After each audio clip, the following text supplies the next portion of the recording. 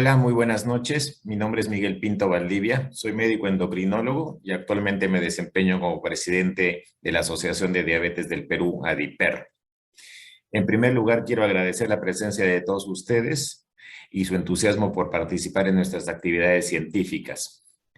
Como bien saben, en el diciembre del año 2019 se reportaron los primeros casos de COVID en la China y se declaró la alerta sanitaria o la emergencia sanitaria en nuestro país en marzo del 2020. A lo largo del año pasado hemos presentado aquí en la DIPER diversas charlas acerca del compromiso de las diversas glándulas por infección por el COVID-19, el coronavirus. El día de hoy contamos con la presencia de dos destacadas endocrinólogas que forman parte de la junta directiva de la DIPER, la doctora Sonia Chía y la doctora Olga Flores, quienes nos van a brindar una actualización. Hola Sonia, buenas noches. Quienes nos van a brindar una actualización. Hola Olga, buenas noches.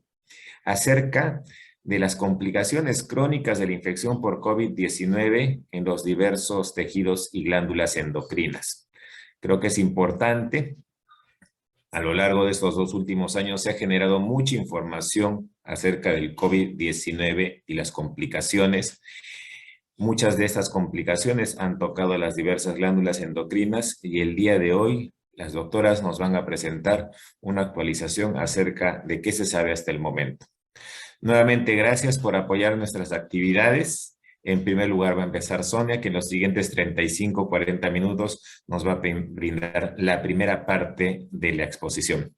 Sonia, bienvenida. Nuevamente, gracias por aceptar nuestra invitación y adelante. Muy buenas noches, doctor. Gracias más bien por la invitación. Buenas noches con todos. Voy a pasar a compartir. Ok. Listo. Entonces, como ustedes bien han leído el título que han tenido todos, es complicaciones en el sistema endocrino por COVID-19, ¿no? La primera parte la voy a realizar yo. Mi nombre es Sonia Chía González y vamos a hablar sobre dos temas, ¿no? Diabetes y tiroides. Dentro de la agenda a presentarles, vamos a ver la primera parte, que es COVID y diabetes, ¿no? Dentro de ello vamos a ver cuál es la fisiopatología, cómo es que el COVID puede generar diabetes o viceversa, ¿no? Incrementando el riesgo. Y el efecto directo del COVID-19 sobre la diabetes mellitus, ¿no? Ya sea tipo 1 o tipo 2. La evidencia científica que hay actualmente acerca de metaanálisis y revisiones sistemáticas y las vacunas. Lo mismo es acerca del COVID y tiroides, también fisiopatología, efectos del COVID, directo en tiroides, generando hipotiroidismo, hipertiroidismo, enfermedad eutiroidea enfermo, ¿no? Y la evidencia científica, tanto en revisión sistemática y metaanálisis y las vacunas, ¿no? Finalmente las conclusiones. Entonces comenzaremos el tema con COVID y diabetes, ¿no? Dentro de la introducción, bien sabemos estos 2 años se ha asociado mucho la diabetes con el COVID-19.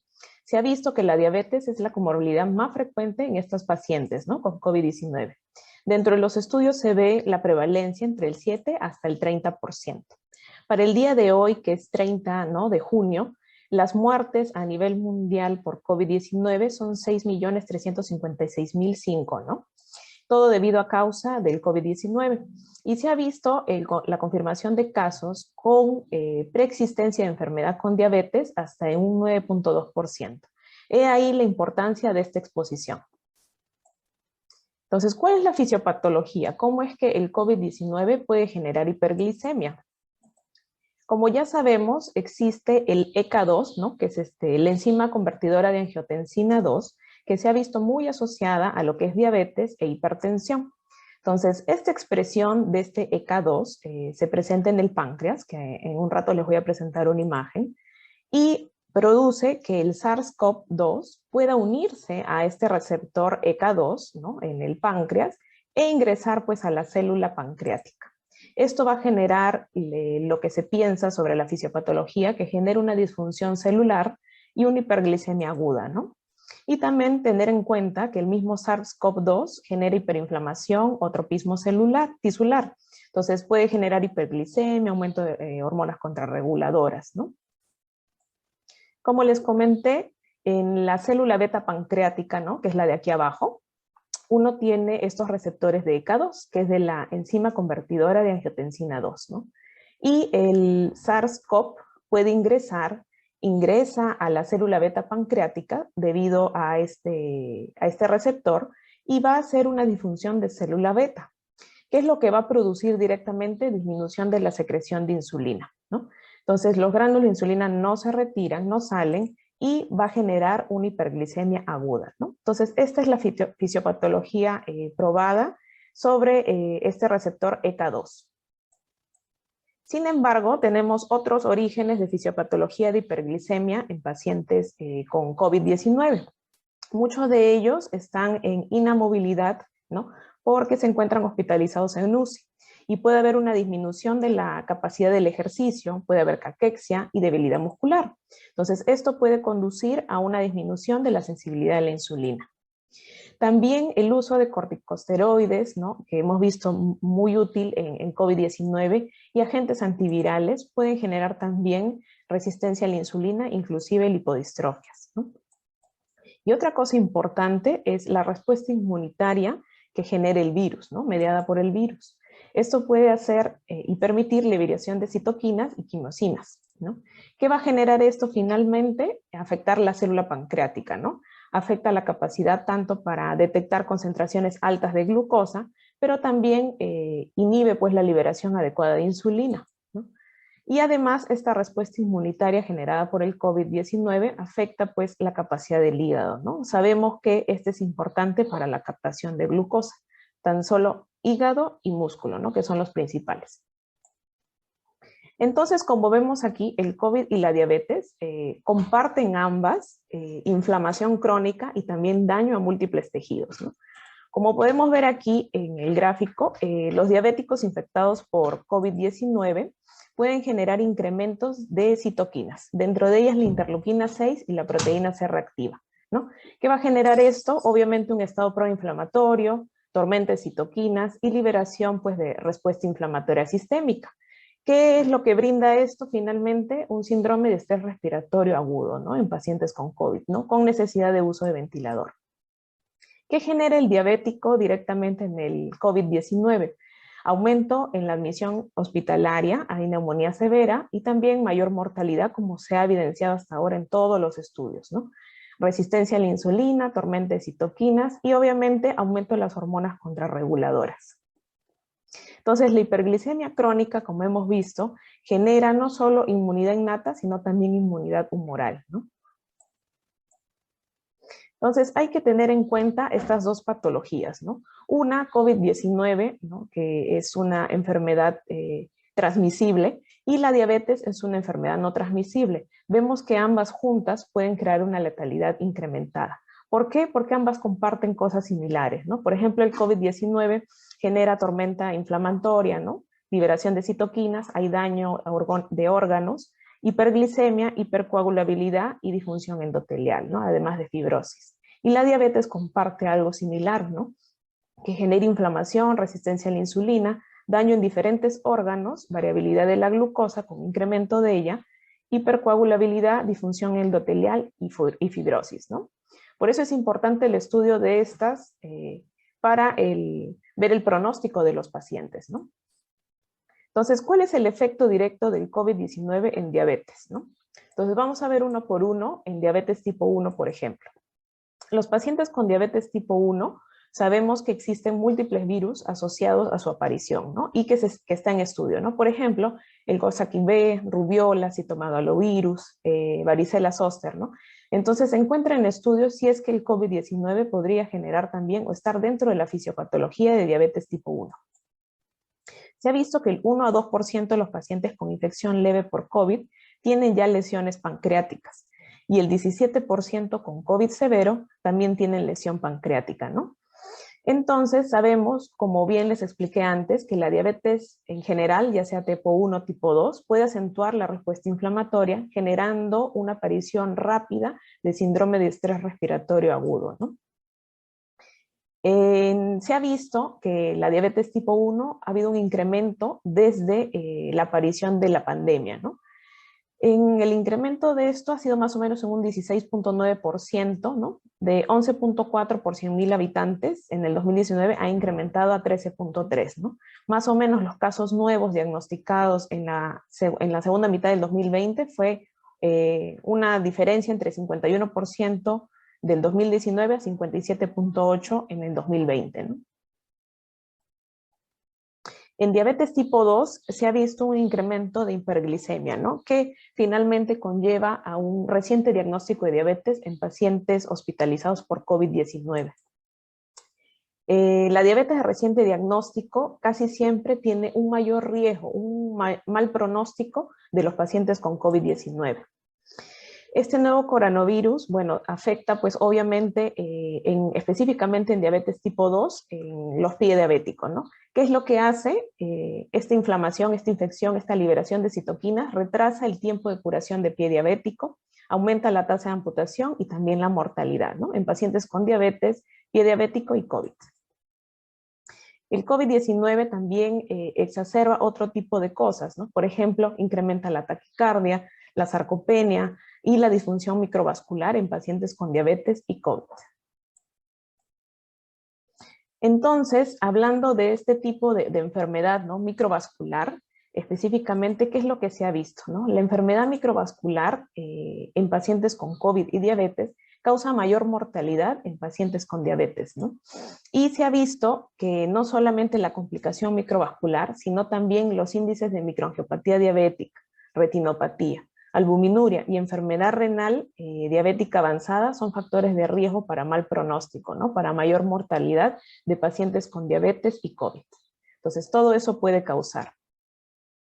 Ahora, al revés, ¿no? Si bien es cierto, el COVID puede generar hiperglicemia y generar incremento de la aparición de reciente diagnóstico de diabetes, quizás más daño en pie diabético y microvascular, la diabetes misma es un factor de riesgo para COVID-19, ¿no? Como lo hemos dicho antes.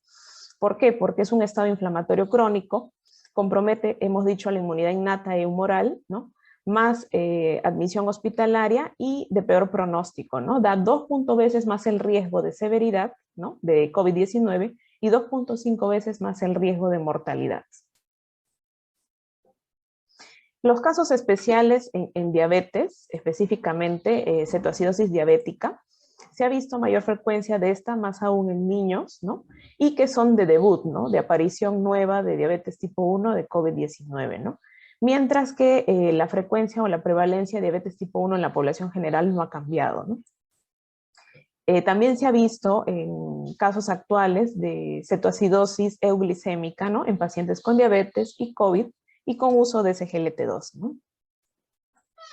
Diabetes gestacional se ha visto en un estudio de una revisión sistemática y metaanálisis de 42 estudios de 438.548 gestantes, se vio que hubo un incremento de diabetes gestacional hasta en 1.99 veces más el riesgo, ¿no? De las pacientes con COVID que sin COVID. Entonces, ¿qué hay acerca de la evidencia científica de la presencia de COVID-19, ¿no? Generando pues daño en los pacientes diabéticos y la misma diabetes generando pues un daño en el pronóstico, la mortalidad de COVID-19, ¿no? Aquí les muestro una revisión sistemática y metaanálisis actual sobre los nuevos diagnósticos de diabetes reciente en pacientes con COVID-19. Fueron 8 estudios de 3.700 pacientes, donde encontraron una prevalencia de 14.4% de diabetes de reciente diagnóstico, ¿no? ¿Y qué es lo que evidenció estos 8 estudios, ¿no? Con todos estos pacientes en este metaanálisis, ¿no?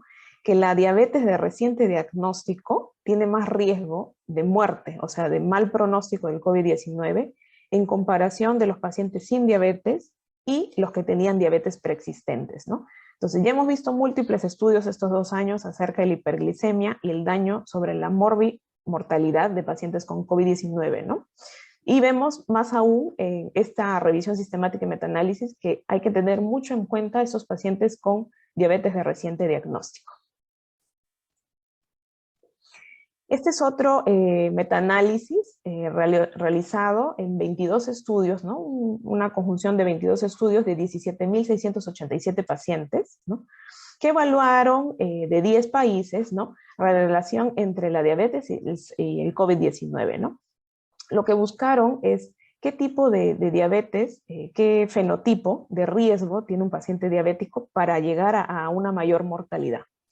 Y lo que se encontró fue el sexo masculino, tener más de 65 años, tener a la admisión una glucosa alta, tener uso crónico de insulina, tener comorbilidades como cardiovascular, riñón y enfermedad obstructiva pulmonar.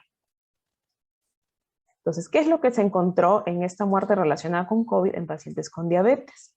Como vemos acá, el sexo masculino daba un riesgo de 1.28 veces más, ¿no? Más de 65 años, 3.49 veces más riesgo, ¿no? Cardiovascular, 1.56, como vemos aquí. En la parte renal, 1.93, la pulmonar hasta 1.40. El uso de insulina crónica daba un riesgo, ¿no?, de mayor mortalidad en 1.75. El uso de metformina menor que el uso de insulina, y la glicemia de ingreso mayor a 198 daba el riesgo más alto, ¿no? 8.6 veces más el riesgo de morir en pacientes con diabetes y COVID-19. Este es otro metaanálisis realizado en 33 estudios, ¿no?, de 16.003 pacientes, y obviamente se asoció la diabetes con mayor mortalidad de COVID, ¿no?, como ya conocemos. Y se vio que el riesgo de diabetes es casi el doble, ¿no? Duplica la mortalidad y gravedad de COVID en comparación con los no diabéticos, ¿no? Entonces, finalmente, acerca de diabetes y COVID, algo importante es acerca de los fármacos, ¿no? Los fármacos de diabetes en pacientes con COVID, ¿no? A tener en cuenta las consideraciones en COVID-19, por ejemplo, la metformina, y evaluar el riesgo de acidosis láctica, ¿no? Los SGLT2 evaluan el riesgo de deshidratación, ¿no? Y los GLP-1 igual la hidratación debido a las náuseas y vómitos. El DPP-4 muy bien tolerado y seguro. Las sulfonilurias, como ya conocemos, el riesgo de hipoglicemias. Y el uso de insulina, pues, de muy útil opción para pacientes con diabetes y COVID. ¿Qué hay acerca de las vacunas, ¿no? Vacunas en diabetes. ¿Qué dicen los estándares del 2022? Lo que comentan es el uso de las 3 vacunas, ¿no? Las de RNA, ¿no?, de Pfizer, la Moderna y la recombinante, ¿no?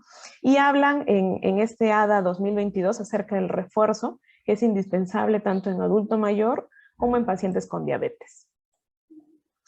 Y acerca, pues, obviamente del COVID-19, que dicen todos los estudios, pues que es sumamente importante priorizar la vacunación en ellos, ¿no?, y continuar con los refuerzos en estos pacientes.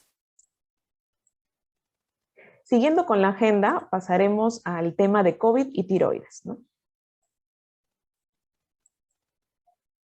Entonces, de la misma manera, conversaremos primero acerca de COVID y tiroides, cómo es que el COVID-19 afecta al tejido tiroideo. ¿Qué dicen los porcentajes, las prevalencias de enfermedades tiroideas por COVID-19?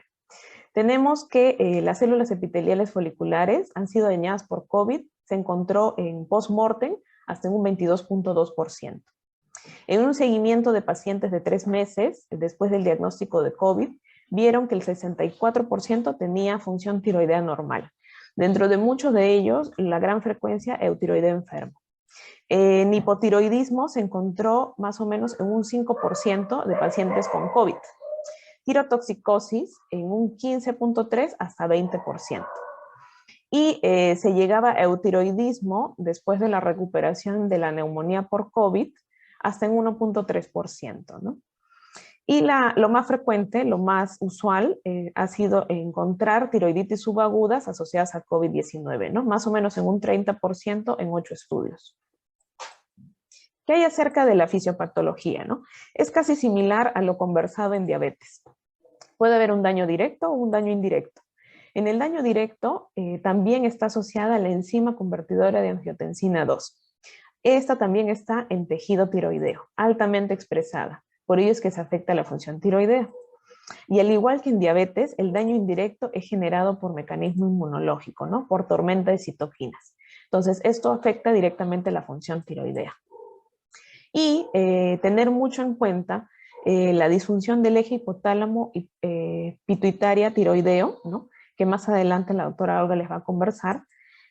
Esto genera disminución de los niveles de TSH en pacientes con COVID-19. Y a más gravedad de la enfermedad, si es que el paciente tiene un COVID-19 muy grave, ¿no? Con una infección muy grave, entonces los niveles van a ser mucho menores, tanto de TSH como T3. Entonces, este gráfico engloba lo comentado anteriormente, el efecto directo, como vemos aquí, igual tiene un receptor ECA2, ¿no? Que permite el ingreso de este virus COVID-19 generando pues daño tisular, ¿no? El efecto indirecto debido a la tormenta de citoquinas, a la hipercoagulabilidad, incremento del complemento, todo esto genera una tormenta, ¿no? Generando daño pues en el tejido tiroideo. Y finalmente, la afección del eje hipotálamo hipófisis tiroideo, generando una reducción de TSH, inclusive reducción de T3, ¿no? Como hemos comentado antes. Se ha visto también una integrina, ¿no? Que se llama alfa-BB3, que están planteando como una nueva hipótesis que se uniría a este receptor de ACE ya conversado anteriormente, que permitiría un mayor ingreso de este COVID-19 a la célula con lesión tiroidea.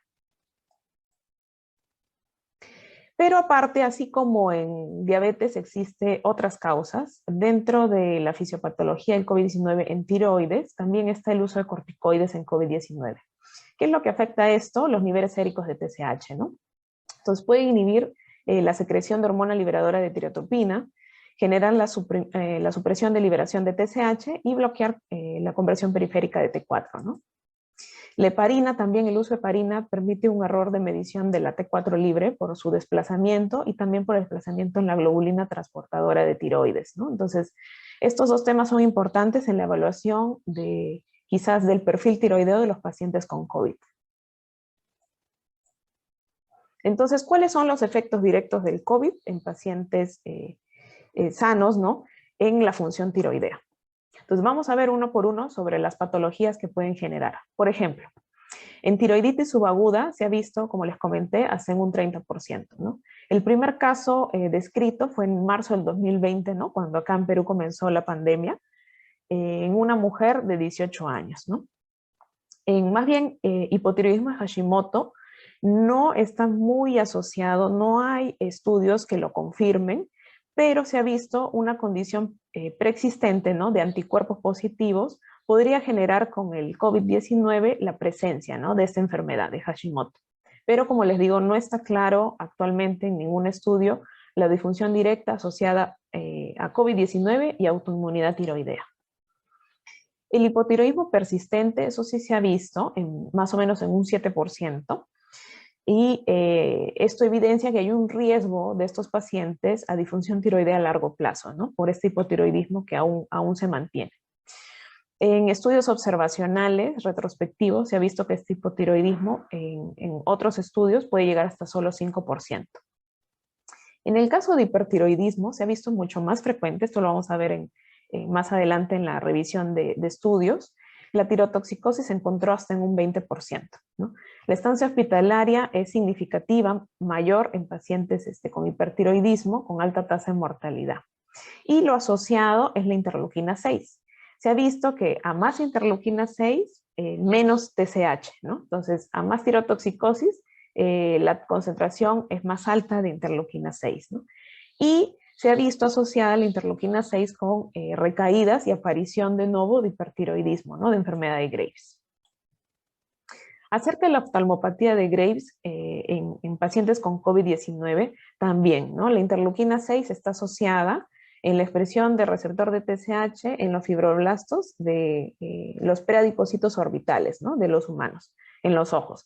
Y también se ha visto una asociación el factor de crecimiento similar a la insulina 1, que también se encuentra no solo en Graves, sino también en las lesiones pulmonares graves en pacientes con COVID-19, ¿no?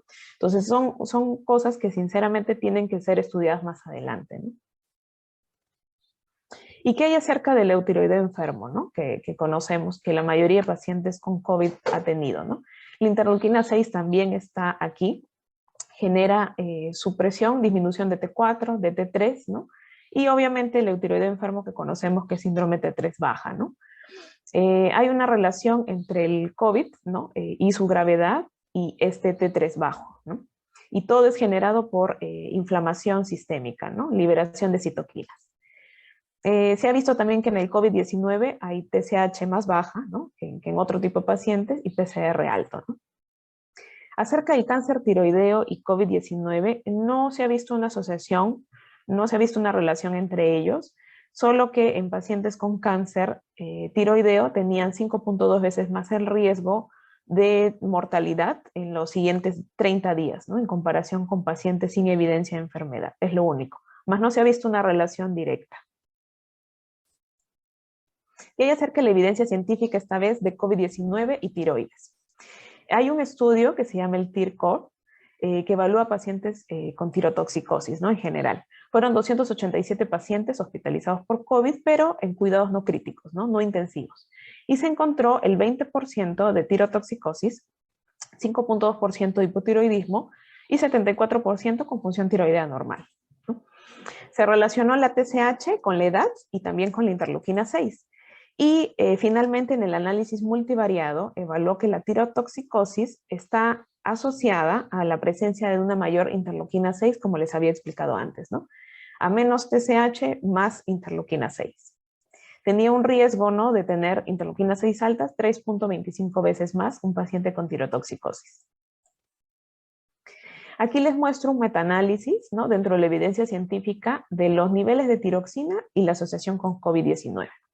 Fueron 147 estudios con 3.609 pacientes, todos hospitalizados obviamente por COVID-19, en las edades entre 15 a 92 años. Entonces, ¿qué es lo que se evidenció aquí? Niveles séricos bajos, tanto de T3, T4 y TSH, aumentaban la mortalidad en pacientes con COVID al ingreso. Entonces, se evidenció mayor nivel de gravedad de COVID, había mayor probabilidad del descenso tanto de T3, T4 y TSH, ¿no? Como un eutiroideo enfermo, ¿no? Otro estudio de revisión sistemática, metaanálisis y metaregresión en pacientes con enfermedad tiroidea asociados a COVID. Fueron 21 estudios realizados, esto fue en el 2021, con 31.339 pacientes. ¿Qué es lo que evidenciaron ahí? Diferentes anomalías de la tiroides aumentaba el riesgo de resultados muy malos, ¿no? Inclusive mortalidad en COVID-19, ¿no? Pero más que todo influenciado por la edad, ¿no? Y se vio que la enfermedad tiroidea y el hipotiroidismo sí estuvo asociado a mayor estancia hospitalaria, pero no el hipertiroidismo, ¿no? Solo el hipotiroidismo y enfermedad tiroidea en global. Esta es otra revisión sistemática de secuela tiroidea en pacientes con COVID-19. Fueron 9 estudios, ¿no?, donde se demostró, ¿no?, que pacientes con COVID-19 pueden desarrollar una disfunción tiroidea, ¿no? Y lo más frecuente, como les dije antes, es el síndrome eutiroideo enfermo y le sigue la tiroiditis, ¿no?, subaguda. Obviamente se vio que tener una enfermedad tiroidea no condiciona aumentar la infección por COVID, ¿no?, que en un momento se pensó. Y tener en cuenta que tener T3 baja, ¿no?, incrementaba el mal pronóstico, el mal desenlace en pacientes con COVID-19, tal cual como la tirotoxicosis, ¿no? En esta revisión sistemática lo que también demuestra es que no se debe hacer seguimiento tiroideo a todos los pacientes con COVID, ¿no?, salvo que tengan algún factor de riesgo. ¿Qué hay acerca de las vacunas y la tiroides y el COVID, ¿no? En esto sí hay más estudios, pero el tamaño y la calidad de estos datos es limitada, ¿no? Vemos que los trastornos tiroideos pueden ocurrir dentro de los 2 meses post la vacuna, ¿no?, específicamente post vacuna. Y las enfermedades más frecuentes post vacuna han sido Graves y tiroiditis subaguda. Obviamente son en pacientes que tienen pues un riesgo o quizás tienen anticuerpos, ¿no?, presentes.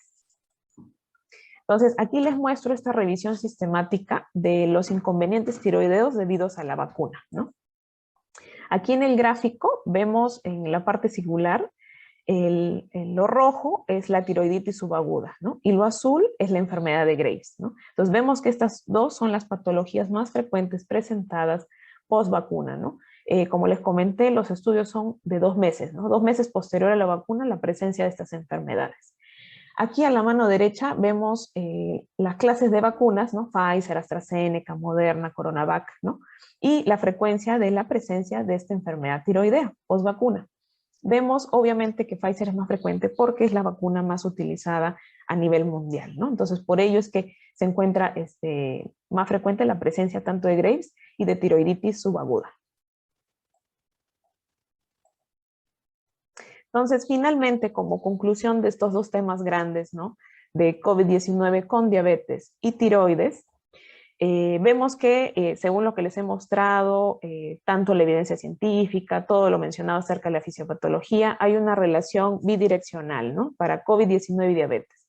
El COVID puede generar hiperglicemia, generando nuevos casos, y la diabetes aumenta la mortalidad por COVID, ¿no? Ambas porque tienen en común la inflamación, ¿no? Entonces, la diabetes, ya sabemos, tiene mayor riesgo de generar complicaciones en COVID, y el SARS-CoV puede ser un agente diabetogénico, ¿no? Generando daño en las células beta pancreáticas. Entonces, todos estos nuevos estudios que les he presentado a la evidencia científica puede cambiar la fisiopatología de la diabetes, ¿no? Incluyendo al COVID-19 como una causa, ¿no?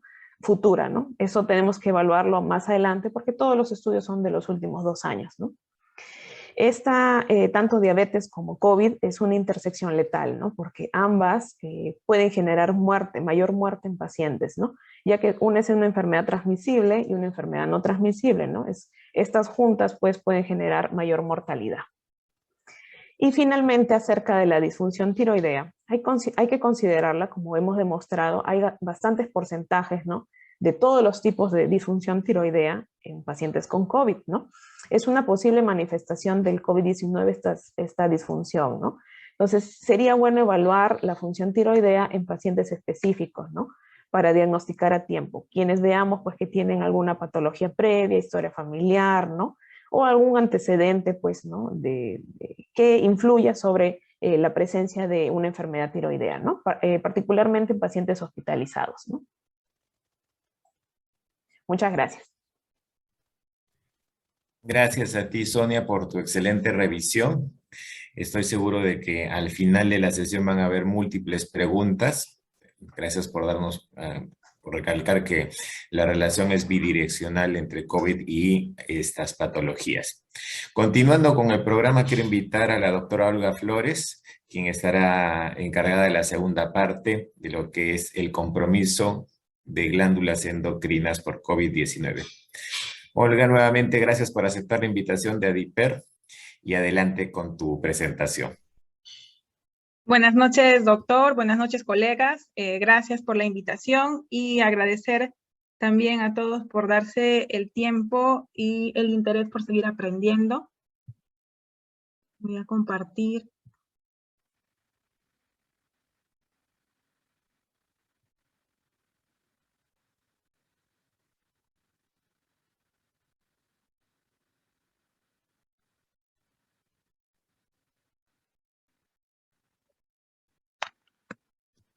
Se ve muy bien, Olga, adelante. Sí, listo. Bueno, continuando con esta revisión de las glándulas endocrinas, vamos a conversar acerca de qué información existe acerca del impacto del COVID-19 en las glándulas adrenales y en la hipófisis. Esta es la agenda. Vamos a revisar los posibles mecanismos fisiopatológicos planteados en la afección de estas dos importantes glándulas. Si es que existe una afección de novo en estas dos glándulas mediada por el COVID-19, qué evidencia científica, qué estudios tenemos al momento y las respectivas conclusiones después de haber analizado la información. En el COVID-19, pues se tiene ya evidencia que ingresa a los diferentes órganos por medio de este receptor tan importante, que es el receptor de la enzima convertidora de angiotensina 2, y el sistema endocrino pues no es ajena a la presencia de este receptor, y se plantea que el ingreso de este virus y las posibles afecciones que existen en las glándulas es debido a la interacción existente con este receptor. Pero no es la interacción sola del virus, sino es que se plantea la presencia de enzimas que actúan como cofactores. Entre ellas, la más importante, sobre todo a nivel adrenal y a nivel hipofisiario, es la proteasa transmembrana de serina tipo 2, que va a actuar clivando la glucoproteína en espiga del COVID para hacer que éste pueda tener mayor adherencia al receptor de la enzima convertidora de angiotensina tipo 2. Existen otros cofactores también detectados, sobre todo a nivel de la glándula adrenal, como la catepsina B, L y la furina. Se ha determinado que este receptor y estos cofactores, pues aparte de las adrenales y de la hipófisis, también se encuentran en la tiroides, las gónadas, los islotes pancreáticos y el tejido adiposo. Aparte del daño directo que podría plantearse por el COVID-19 en el sistema endocrino, también existen las consecuencias indirectas mediadas principalmente por la tormenta de citoquinas que este desencadena, como por ejemplo vasculitis, estadios protrombóticos afectando predominantemente a vénulas y arteriolas, hipoxia celular. En este cuadro se trata de resumir qué evidencia existe, qué estudios existen sobre la identificación de los cambios a nivel histopatológicos y sobre la detección del mismo virus a nivel de estas dos glándulas. No hay muchos estudios, vamos a revisar los más actuales más adelante, que identifican netamente el virus de COVID-19 en los estudios histológicos realizados post-mortem a los pacientes, pero sí hay algunas revisiones que ya encuentran alteraciones histológicas asociadas directamente al COVID, como también daños hormonales asociados a este virus. En el tema del COVID y las glándulas adrenales, aquí quise yo mostrar en el eje hipotálamo, hipofisiario y glándula adrenal, tanto en los 3 puntos han sido determinado la presencia del receptor y sus cofactores. En la zona del hipotálamo, predominantemente en el núcleo paraventricular. A nivel de la hipófisis, en la adenohipófisis, y hay algunos reportes que también sugieren que estos receptores se encuentran en la neurohipófisis. Y a nivel de las glándulas adrenales, en la zona fasciculada y la zona reticular, ¿no? Recalcando la zona fasciculada, que es la principal zona donde se produce el cortisol, y la reticular, las catecolaminas y los andrógenos. En este estudio se trató de juntar las muestras post-mortem de pacientes y tratar de identificar por medio de inmunohistoquímica la presencia de estos receptores. El verde se refiere a pacientes que no han tenido ningún problema adrenal previo, el amarillo aquellos que tienen adenoma y el rojo aquellos con carcinoma de adrenales. Y pues vemos que pues, en pacientes que no tienen ninguna patología existe tanto el receptor de la angiotensina tipo 2 y también los cofactores que van a ayudar a que este virus pueda tener una mayor adherencia a este receptor. Los puntos importantes a considerar en el tema de glándulas suprarrenales y COVID son estos dos. El paciente que tiene previamente la insuficiencia adrenal es considerado como un paciente de mayor riesgo de hacer formas severas. Vamos a analizar la evidencia existente. Y también si es que el desarrollo de la insuficiencia adrenal de novo se puede producir durante la enfermedad de COVID-19.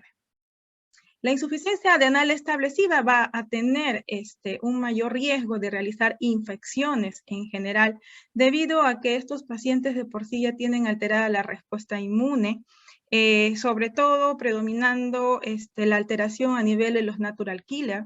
También considerar que la hidrocortisona disponible en nuestro medio no es la hidrocortisona de liberación retardada. Por lo tanto, no vamos a tener una cobertura total y por lo tanto van a existir picos y valles en el tratamiento y pues se ha demostrado que esta no tan estable suplementación podría pues impactar más en la alteración de la respuesta inmune y también a nivel de las complicaciones metabólicas.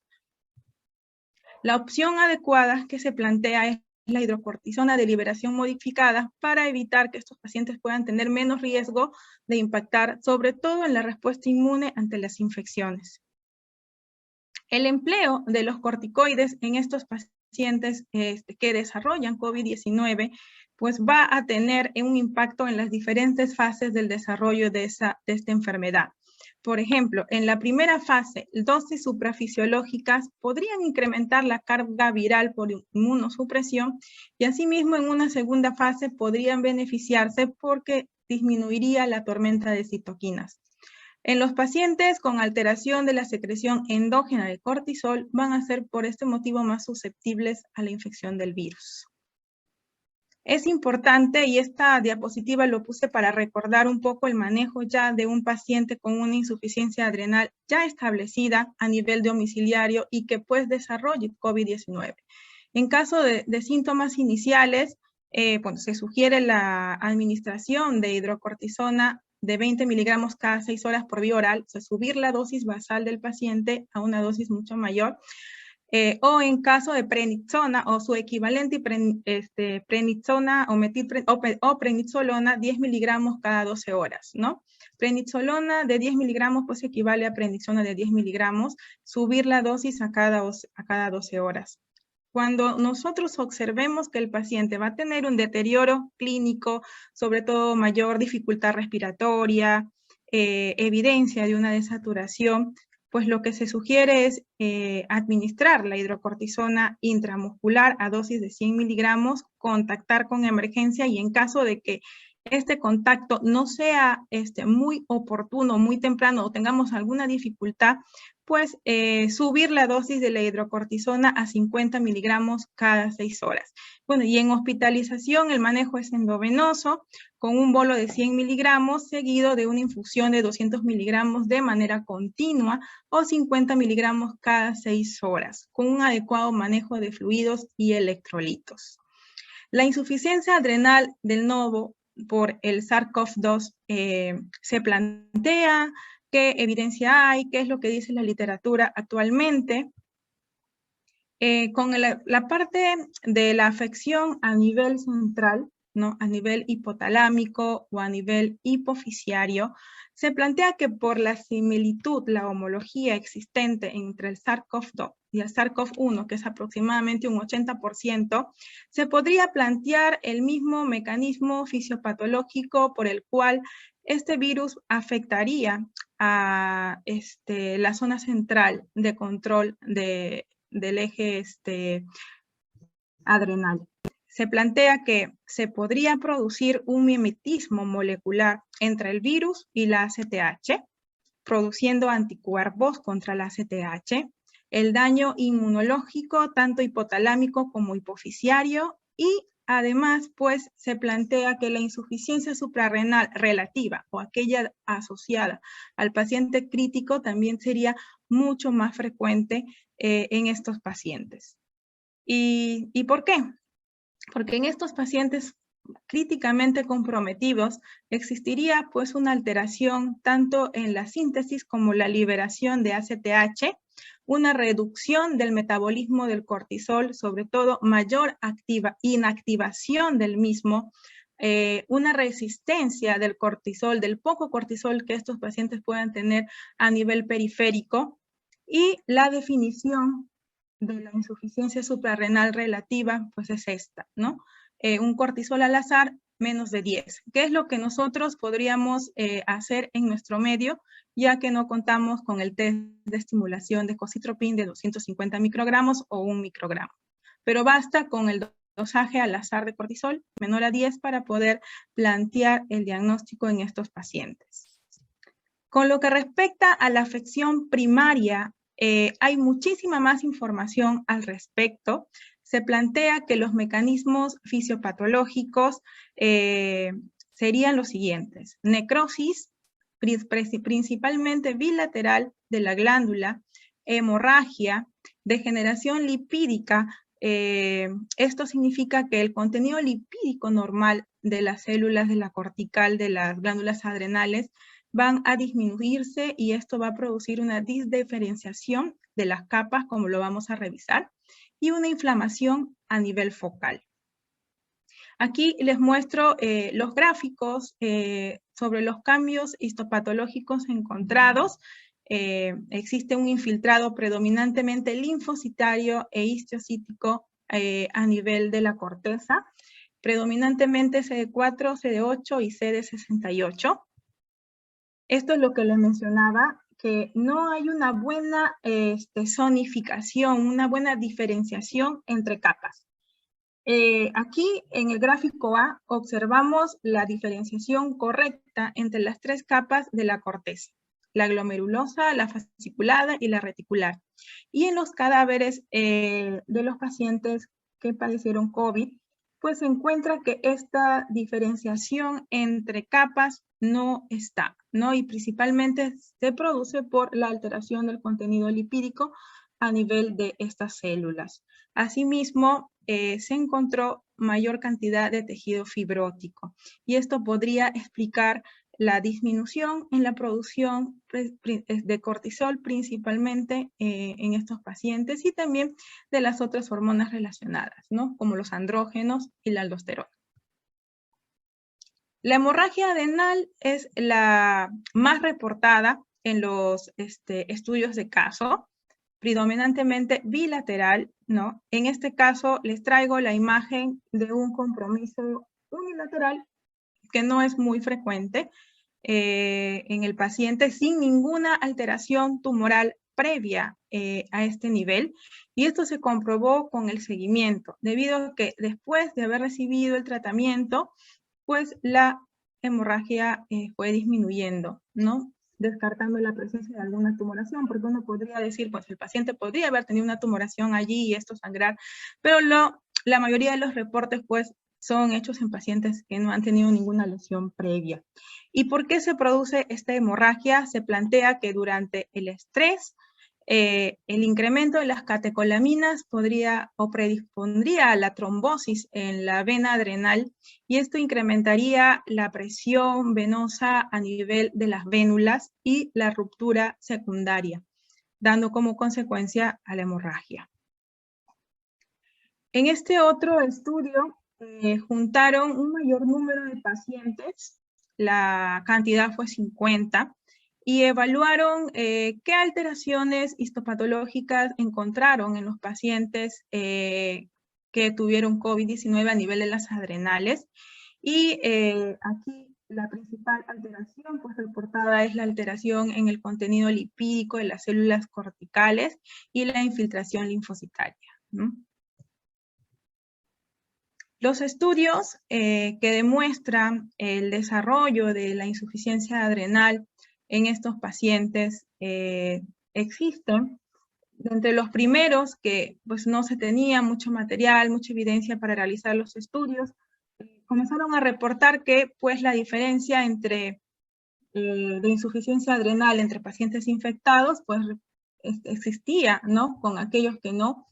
Pero entre estos pacientes que tenían insuficiencia adrenal no reportaron una mayor tasa de hospitalización, no crisis adrenal, considerando que estas cantidades de estudios no tenían una adecuada N y tampoco tenían pruebas confirmatorias para COVID-19, ¿no? Ya posteriormente se comenzaron a realizar estudios un poco más interesantes. Aquí en este estudio les muestro la diferencia de los niveles de cortisol existente entre pacientes con COVID-19 y no COVID-19 que se encontraron en una unidad crítica. Lo cual pues nos lleva a plantear la interrogante, ¿no? Si es que la insuficiencia suprarrenal relativa, que normalmente se plantea en el paciente crítico, tenga o no tenga COVID, podría ser más frecuente en el paciente que sí tenga este virus, y que si todos los mecanismos explicados que podrían empeorar el desarrollo de esta insuficiencia adrenal relativa se podría evidenciar en la práctica.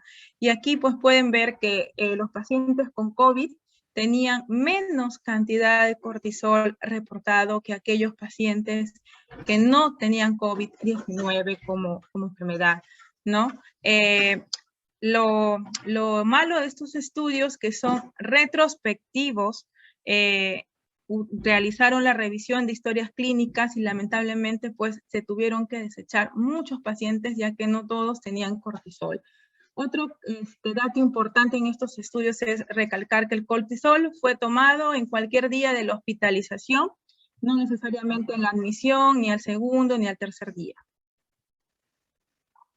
En este otro estudio también tratan de evidenciar si es que la cantidad de cortisol se podría asociar a severidad. Si es que más bajo está el cortisol del paciente, se podría asociar a mayor severidad.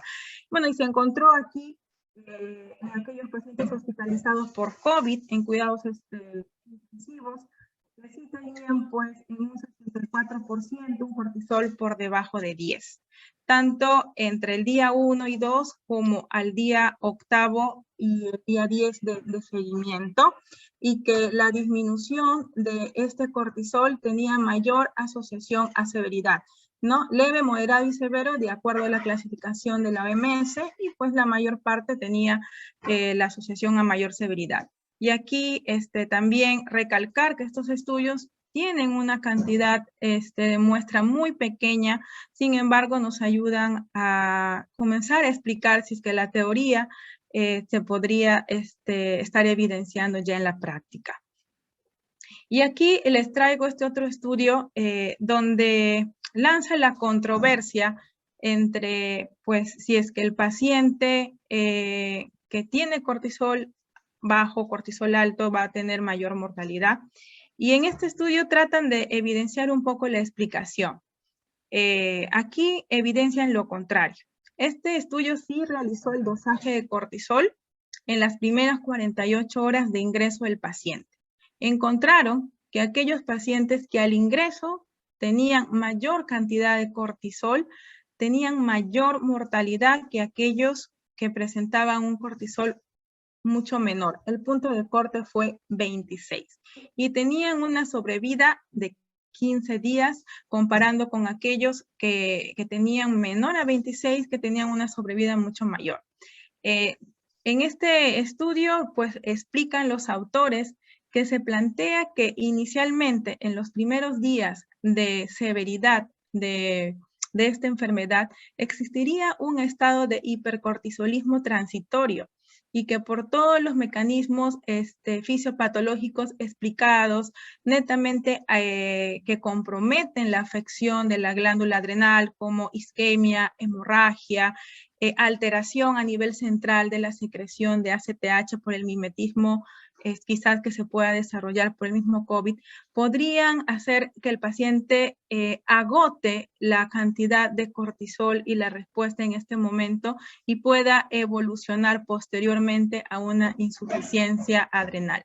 Para comprobar esto, pues sería interesante evaluar estudios prospectivos donde se pueda evaluar la evolución del cortisol durante toda la hospitalización de estos pacientes, pero es lo que se plantea hoy por hoy.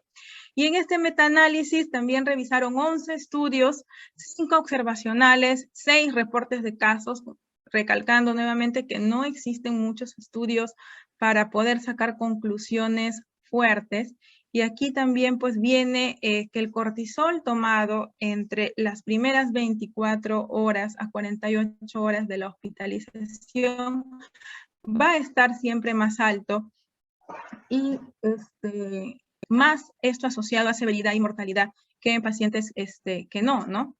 Y aquí también lo comparan con aquellos que no tenían un COVID severo, ¿no? Que no llegaron a tener complicaciones o ingreso a UCI, tenían menos cortisol que los que sí hacían severidad. Y aquí pues importante ver la evolución, cómo evoluciona estos pacientes, y lo que se plantea es que van a evolucionar a una insuficiencia adrenal por todos los cambios ya mencionados. Y este otro estudio me pareció interesante porque se comenzó a plantear si es que la fatiga o el empleo de corticoides durante la hospitalización o la insuficiencia adrenal que estos pacientes podrían desarrollar por el COVID-19 tendría un impacto posterior durante el seguimiento, y si es que el paciente con fatiga crónica, que es una de las complicaciones que hoy por hoy pues, se reportan en estos pacientes tendría que ver con una insuficiencia adrenal de larga evolución. Y esto es uno de los estudios con una N mucho mayor que trató de ver esto. Tuvieron 70 pacientes, 77% hospitalizados, 22% de los cuales solamente se encontraron en UCI o en ventilación mecánica no invasiva, y el 30% emplearon dexametasona como parte del tratamiento. A estos pacientes se les realizó la prueba de cocitropina de 250 microgramos y se evaluó la respuesta posterior a la administración del Synacten, ¿no? Que tendrían que tener para una respuesta adecuada un pico mayor a 16.3 microgramos o un incremento de más de 5.4 del basal. En estos pacientes, durante el seguimiento, no encontraron que tengan una pobre respuesta al test, ¿no? Los pacientes sí desarrollaron una adecuada respuesta posterior al test, tanto a nivel del pico de cortisol alcanzado a los 30 minutos y a los 60, como en la variabilidad del mismo. Y asimismo, tampoco encontraron diferencias entre si los pacientes que usaron dexametasona y aquellos que no usaron dexametasona tenían menos respuesta en este test. Ambos tenían la respuesta adecuada de subir los niveles de cortisol, de tener una respuesta a esta estimulación a nivel hipotalámica. En el tema de la fatiga tampoco se encontró una diferencia entre aquellos que tenían fatiga y no tenían fatiga. Ambos tenían una buena respuesta del sistema hipotalámico, hipofisiario, adrenal. Por lo tanto, este estudio, que aún es muy pequeño, pues podría dar algunas conclusiones, que pues esta insuficiencia adrenal podría ser transitoria y que no, pues los pacientes posteriormente podrían recuperar la función del eje. Este estudio cabe recalcar que lo hicieron al tercer mes de seguimiento. Y esta diapositiva es para mencionar y no dejar de hablar un poco sobre aquellos pacientes que tienen hipercortisolismo endógeno, ¿no? El síndrome de Cushing, la enfermedad de Cushing, la secreción ectópica de cortisol. No hay una asociación entre el COVID y el desarrollo de nuevo de esta enfermedad. No, pero sí son un grupo muy importante por todas las alteraciones que esta enfermedad trae en los pacientes y los convierte de riesgo. Al momento solamente hay 11 casos reportados de pacientes que tuvieron COVID-19 y Cushing, ¿no? Son específicos. Y mencionan pues que estos pacientes deberían ser considerados de riesgo por las comorbilidades asociadas a esta enfermedad, la obesidad, la diabetes, la hipertensión arterial. Ya vimos todos los cambios que puede producir la diabetes mellitus en estos pacientes, el estado de hipercoagulabilidad que podía predisponer a mayor complicación, la modificación del sistema inmune, sobre todo aumentando la producción de las citoquinas proinflamatorias y disminuyendo la respuesta de los neutrófilos ante la interleuquina 8 y el factor de necrosis tumoral alfa, ¿no? Considerar a estos pacientes también de riesgo. Mencionan estos casos que es muy importante también observar los niveles de cortisol de estos pacientes, ya que por el tratamiento que ellos reciben y por el estrés al cual se pueden someter con la infección, pueden hacer casos de cortisol bajo. Y hay algunos que sugieren el tratamiento tanto con corticoides como el tratamiento propio del hipercortisolismo endógeno, ¿no? Como un te doy y te quito, para que el paciente pueda estar mucho más compensado. Ahora, como segunda parte, vamos a evaluar los efectos del SARS-CoV-2 en la glándula hipófisis. ¿Qué se sabe sobre esto? Los puntos de importancia a considerar es cómo es que el virus va a ingresar o va a alcanzar llegar a la hipófisis y o al hipotálamo y unirse a su receptor. Se plantean 3 vías de entrada para este virus. Una es debido al daño endotelial vascular del sistema nervioso central. Otra es a través del epitelio nasofaríngeo por vía del nervio olfatorio. Puede atravesar la barrera hematoencefálica o a través de la eminencia media, que está muy próxima a la hipófisis, cuando la barrera hematoencefálica se ve alterada. Este estudio también trató de juntar un número considerable de pacientes fallecidos por COVID-19 y tratar de analizar si es que existiese alguna alteración histológica compatible con el COVID. Evaluaron pues 51 pacientes solamente, el 80% de toda la muestra, y pues la mayor parte pues no encontraron ningún hallazgo. Sí se encontró necrosis y fibrosis, y concluye que aún no hay mucha evidencia para poder marcar que sí existe alguna alteración histológica de COVID a nivel hipofisiario, a diferencia de las adrenales, que recalqué la degeneración lipídica a ese nivel y pues la consecuencia de fibrosis y hemorragia. ¿Qué puede producirse a nivel de la hipófisis en pacientes con COVID-19? La principal o una de las principales complicaciones y la más reportada pues es la apoplejía pituitaria. Plantean que estos síntomas pueden ocurrir durante las primeras 2 semanas desde el inicio de los síntomas de COVID-19. Se caracteriza porque el paciente tiene un dolor de cabeza muy brusco, alteraciones visuales, sobre todo por la afección del nervio óptico y de los pares craneales que se encuentran en el seno cavernoso, sobre todo del par craneal número 3. Se plantea que esta apoplejía pituitaria se va a producir por la trombocitopenia, la alteración en la coagulación y la disfunción plaquetaria ocurrida, que podría predisponer a hemorragias y a isquemias en esta glándula. Se planteó inicialmente que esto podría producirse de novo, sin embargo, ya al comenzar a recopilar la información y los reportes de casos, se encontró lo siguiente, que la apoplejía en la mayor parte de los pacientes reportados era secundaria a un adenoma hipofisiario, ¿no? Que tenían que tener una lesión de base este paciente para poder desarrollar esta complicación. Y aquí están los cambios, ¿no? Explicados: la infección viral, el ingreso a través del receptor, la isquemia y la hemorragia por la alteración a nivel de las plaquetas y de la coagulación, la secundaria necrosis y la sobreestimulación debido al hiperflujo a nivel de esta glándula por la tormenta de citoquinas, que puede predisponer también a mayor hemorragia. Entonces, aquí recalcar que los pacientes en los reportes de casos que más presentaron la apoplejía eran aquellos con anticoagulación y aquellos con agonistas dopaminérgicos. Estos son los casos al momento reportados sobre apoplejía pituitaria y pacientes con COVID-19.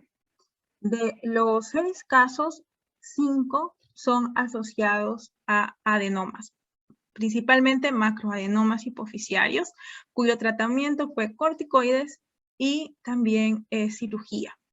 El último caso, que es de una mujer mayor de 65 años, sí se reportó apoplejía sin ninguna otra causa aparente, no presentó ninguna lesión a nivel de la hipófisis, sí se determinó una pequeña hemorragia de 14 milímetros a ese nivel, y pues solamente fue manejada con corticoides. Pero pues es solamente un caso, no hay un reporte de otro caso al respecto.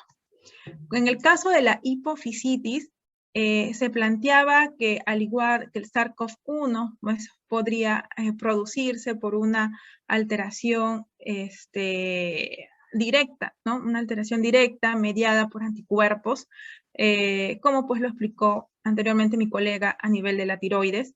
No hay evidencia concluyente que el COVID pueda producir hipofisitis, pero se cree que como es mediada por un sistema de respuesta inmune de anticuerpos, que los corticoides empleados podrían falsear el diagnóstico de hipofisitis, ¿no? O sea, no hay casos claros, tampoco se han reportado casos de hipofisitis con el empleo de anticuerpos monoclonales, sobre todo en la primera etapa del COVID-19, ¿no? Me refiero al tocilizumab, no se ha reportado casos al respecto.